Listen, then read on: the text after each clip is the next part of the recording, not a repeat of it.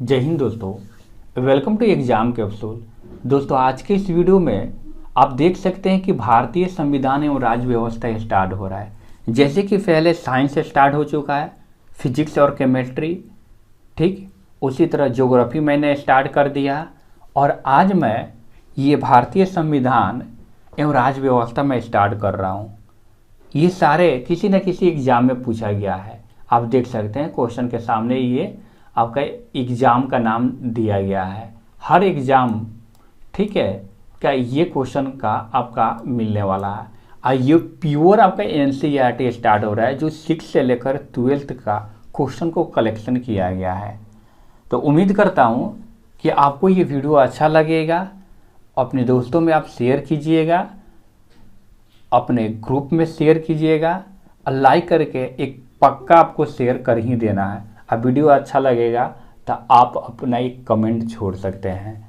ये कमेंट और like he हम लोग के लिए मोटिवेशन का पॉइंट बनता है और सारा वीडियो अपलोड करने का माइंड में पॉइंट चलने लगता है कि अगर आप लाइक कर रहे हो तो आपको वीडियो पसंद आ रहा है। ठीक है, तो चलिए वीडियो को स्टार्ट करते हैं। यहाँ से हम लोग स्टार्ट कर रहे हैं फर्स्ट चैप्टर और ये देख सकते हैं कि फर्स्ट चैप्टर का नाम है भारत का संवैधानिक विकास। तो भारत का संवैधानिक विकास जो फर्स्ट चैप्टर है उसी से रिलेटेड ये सारे क्वेश्चन होगा।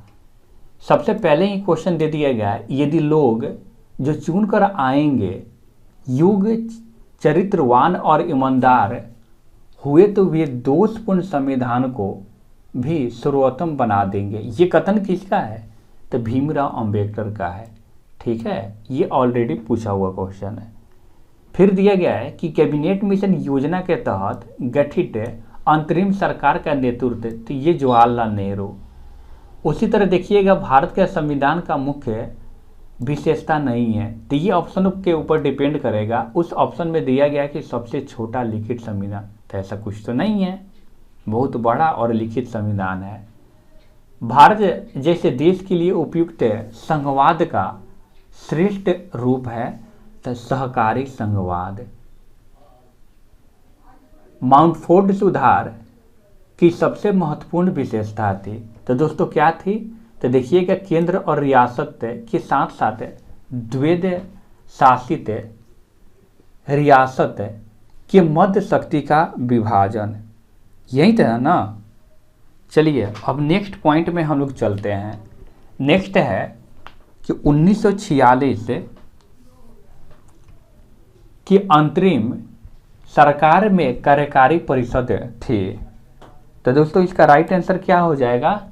ये जो थे जवाहरलाल नेहरू थे। दिया गया है कि वह अधिनियम जिसके द्वारा वर्मा को भारत से अलग किया गया था, तो एकदम इसको वीवीआई समझ के माइंड में बैठा लेना है। इसका राइट आंसर हो जाएगा भारत सरकार अधिनियम 1935। अच्छा, दिया गया है कि भारत सरकार अधिनियम 1935 के प्रावधानों में ब्रिटिश सरकार के अंतिम अधिकार का उदाहरण, तो दिया गया है कि प्रांतीय सरकारों पर गवर्नर के लिए विशेष शक्ति, यही ठीक है। नेक्स्ट क्वेश्चन है कि सर्वप्रथम भारत के लिए संविधान का गठन का प्रस्ताव 1934 में ही एम.एन. रॉय के द्वारा, किसके द्वारा? तो एम.एन. रॉय के द्वारा। अच्छा, नेक्स्ट क्वेश्चन यहाँ दिया गया है कि 1947 से पहले भारत को 26 जनवरी को कहा जाता था। ठीक है, 1947 से पहले भारत में 26 जनवरी को कहा जाता था स्वतंत्रता दिवस। वही नेक्स्ट क्वेश्चन है कि भारत में सांप्रदायिक चुनावी प्रणाली सबसे पहले शुरू किया गया था, कब? तो मार्ले-मिंटो सुधार 1909। मार्ले-मिंटो सुधार 1909। अच्छा, दिया गया है कि वह भारतीय अधिनियम जो ब्रिटिश प्रधानमंत्री लॉर्ड नॉर्थ की अध्याय वाली समिति की रिपोर्ट पर आधारित थी, तो इसका राइट आंसर हो जाएगा विनियमन अधिनियम 1773। अच्छा, देखा गया संविधान सभा देश से 1946 के अंतर्गत भारतीय संविधान का निर्माण द कैबिनेट मिशन प्लान 1946 दिया गया है कि 1909 के भारतीय परिषद अधिनियम को जाना जाता है मार्ले मिंटो सुधार जाना जाता है। भारत में लोकसभा अध्यक्ष यानी कि स्पीकर, उपाध्यक्ष यानी कि डिप्टी स्पीकर के पद को सृजित किया गया है। तब भारत सरकार अधिनियम 1919 के प्रावधान के तहत, ठीक, गवर्नर जनरल और प्रदेशों के गवर्नर को संवैधानिक प्रमुख दर्जा दिया गया। तो भारतीय स्वतंत्रता अधिनियम ने दिया गया कि देश ने पहली बार देश में प्रत्यक्ष चुनाव की शुरुआती की। इसके द्वारा कुछ सीमित लोगों को उनकी समिति, उनकी संपत्ति, कर अथवा शिक्षा के आधार पर मताधिकार दिया गया, यानी कि मत का अधिकार दिया गया। ये अधिनियम 1919। एक क्वेश्चन है कि भारतीय संविधान लागू होने से पहले भारत का शासन मूल रूप से डैश दस्तावेज के अनुसार होता था। तो इसका राइट आंसर हो जाएगा भारत सरकार अधिनियम 1935 के द्वारा।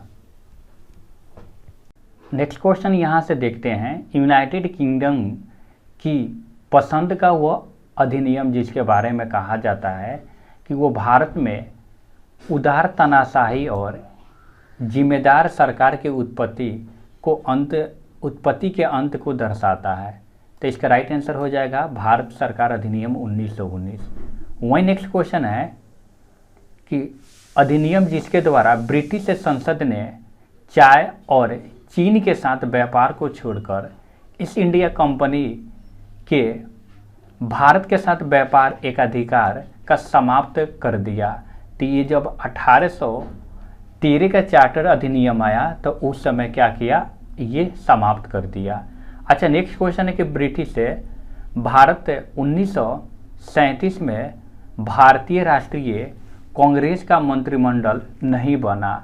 इसका राइट आंसर हो जाएगा बंगाल और पंजाब। नेक्स्ट क्वेश्चन है कि अधिनियम जिसके द्वारा भारत परिषद को समाप्त कर दिया, ठीक है, यानी कि इंडियन काउंसिल को समाप्त कर दिया तो 1935 के अकॉर्डिंग। देखते हैं यहाँ से कि 1773 के रेगुलेटिंग एक्ट के तहत बंगाल का गवर्नर जनरल नियुक्त किया गया था।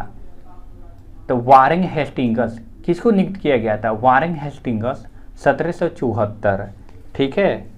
तो चलिए आगे बढ़ते हैं और यहाँ से आप लोग देखिएगा वह एक्ट जिसके द्वारा बंगाल में उच्चतम न्यायालय की स्थापना की गई। जब पूछेगा बंगाल में उच्चतम न्यायालय की स्थापना, बंगाल यानी कि कलकत्ता में, ठीक है, तो रेगुलेटिंग एक्ट 1773 के अकॉर्डिंग। देखिएगा हम फिलहाल संविधान निर्मात्री सभा में जाने के निर्णय के अलावा अन्य किसी बात से बंधे नहीं हैं। ये कथन किसका है, तो M.A. जिन्ना का, ठीक है। एक और क्वेश्चन यहाँ से हम लोग देख लेते हैं कि 1935 के अधिनियम के तहत कराए गए विधानसभा चुनाव में कांग्रेस ने पूर्ण बहुमत नहीं प्राप्त किया। तो इसका राइट आंसर हो जाएगा बंगाल से। यहाँ पे एक और क्वेश्चन देख लेते हैं कि ब्रिटिश सरकार का अधिनियम जिसने पहली बार भारत में शिक्षा के लिए 1 लाख रुपया दिए थे, ये चार्टर अधिनियम 1813 के अकॉर्डिंग। एक और क्वेश्चन यहाँ से देखते हैं कि भारतवासियों को अपने देश के प्रशासन में कुछ हिस्सा लेना संभव होने वाला अधिनियम, ये 1833 से चार्टर एक्ट 1833 आया तो उस समय प्रशासन में कुछ हिस्सा लेने का संभव बनाने वाला अधिनियम यही था 1833 वाला। नेक्स्ट क्वेश्चन है कि एक संघीय व्यवस्था और केंद्र में द्वैध शासन भारत में लागू किया गया तो 1935 के अधिनियम के अकॉर्डिंग। देखते ही यहाँ से दिया गया है एक भारत शासन अधिनियम 1935 में स्वीकार किया हुआ महत्वपूर्ण और अस्थायी अव्यय नहीं है। तो देश के लिए लिखित संविधान, ठीक है। अच्छा, नेक्स्ट क्वेश्चन है कि भारत में स्थानीय स्वायत्ता शासन का जनक किसको माना जाता है? तो लॉर्ड रिपन को माना जाता है। भारतीय संविधान में बृहद होने के कारण इसमें संघ तथा राज्य सरकार का संविधान है। अच्छा, नेक्स्ट क्वेश्चन एक और पॉइंट दिया गया है कि पंडित जवाहरलाल नेहरू के नेतृत्व में अंतरिम सरकार का गठन, ठीक है, सितंबर 1946 याद रखना है। कब? सितंबर 1946। चलिए नेक्स्ट क्वेश्चन पे चलते हैं। भारत को एक संविधान देने का प्रस्ताव संविधान सभा के द्वारा पारित किया गया। कब? 22 जनवरी 1947 को। कब? 22 जनवरी 1947 को भारत को एक संविधान देने का प्रस्ताव संविधान सभा के द्वारा पारित किया गया। अच्छा, नेक्स्ट क्वेश्चन है कि डैश यूनाइटेड किंगडम यानी कि यूके की संसद का एक अधिनियम है जिसने 1947 में ब्रिटिश भारत को भारत और पाकिस्तान के दो नए स्वतंत्र उपनिवेश में विभाजित किया। तो याद रखिएगा, भारतीय स्वतंत्रता अधिनियम, ठीक है। नेक्स्ट क्वेश्चन है कि डैश को भारतीय संविधान के पूर्वगामी के रूप में माना जाता है। तो भैया ये जो हो जाएगा, भारत सरकार अधिनियम 1935 को भारतीय संविधान के पूर्वगामी के रूप में माना जाता है। नेक्स्ट क्वेश्चन है दिया गया है कि भारत में केंद्र स्तर पर द्विसदनीय विधायिका की शुरुआत की गई थी। तो भारत सरकार अधिनियम 1919 के द्वारा। चलिए हम लोग नेक्स्ट पॉइंट पर चलते हैं, यहाँ से देख लेते हैं। अच्छा, नेक्स्ट पॉइंट दिया गया है कि भारत सरकार अधिनियम जो 1919 को डैश के नाम से भी जाना जाता है। तो 1919 जब आया उसी को जाना जाता है मॉन्टेस्क्यू चेम्सफोर्ड रिपोर्ट के नाम से भी हम लोग जानते हैं। अच्छा, डैश के कारण 1919 का भारत सरकार अधिनियम लागू हुआ।